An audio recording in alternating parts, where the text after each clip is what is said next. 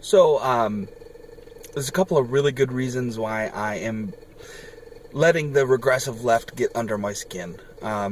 Irritate me, make me mad, frustrate me to no end. And chief among those reasons would be normalizing political violence in my country, or at least taking steps to do so. By engaging in violence in opposition of free speech, which is absolutely opposite world from American values, traditional American values. I mean, they're taking away an argument. They're taking away an argument from us, which is not fair, and I'm not okay with it, because god damn it, I like to argue with people. And if you're not going to listen to me, and if you're just going to fight me and bring violence to it, then you've lost in the sense that you're not willing to engage. Which means on some level, you know that your philosophy is just fucked. I mean, it has to be. If you're advocating for violence against people who are simply speaking their mind, where have you gone? What kind of empathy are you missing in your political values? And what kind of gymnastics are you jumping through in your head to get you there?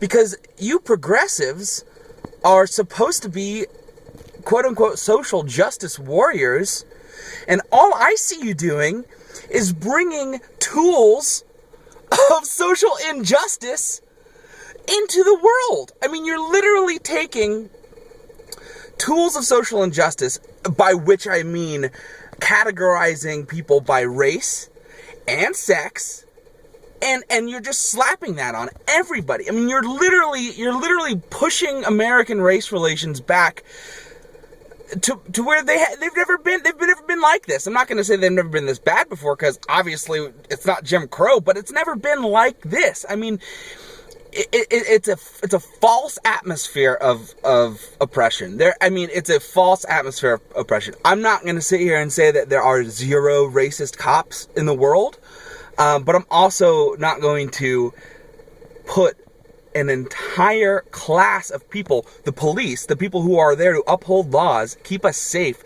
I'm not just gonna shove them off into the bad guy section of my world. What kind of ideology is pushing you to this? And so, I don't know. How do you engage people who are bringing violence to the table instead of an argument? How do you counter that without violence? I mean, if you have somebody who genuinely will not listen to you and wants to say that you're a Nazi and it's okay to punch you because you're a Nazi, and then they don't want to listen to what you have to say, and or they ignore explicitly what you're saying. If you say to a regressive, crazy person on a college campus right now, walk up to them in a heated moment, or even just sitting down in their they're eating their meal plan, walk up to them and say, I don't see color. And it's as if that triggers some of these people into just assuming you're a racist.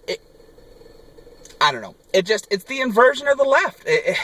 Everything they do is opposite world. They do nothing but project their own insecurities and their own problems onto everybody else. And those are problems you can actually take on by talking to somebody and having a dialogue.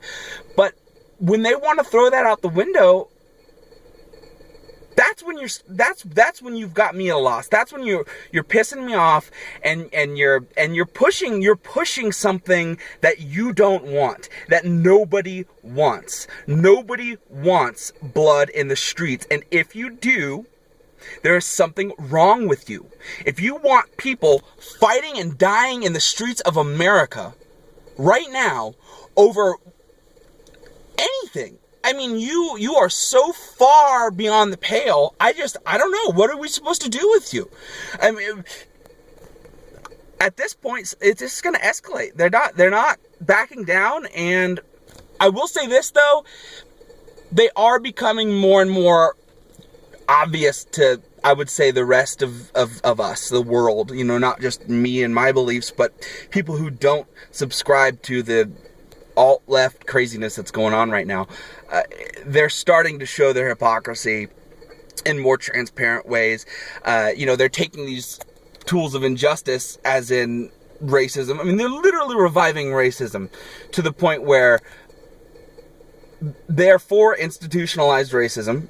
They want affirmative action. They want white people to have less of an opportunity to get somewhere at the not at the expense of, but for the benefit of somebody else who is not white, based on race. That is racism. Come on, people.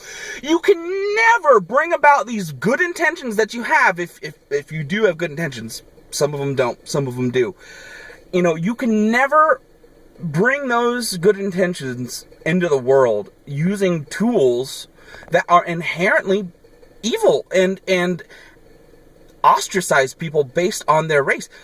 We have come so far to let actual, real racism back into our Western culture. I don't know, guys. That's why the regressive left pissed me off, but, you know, thank God Hillary Clinton did not win the presidency.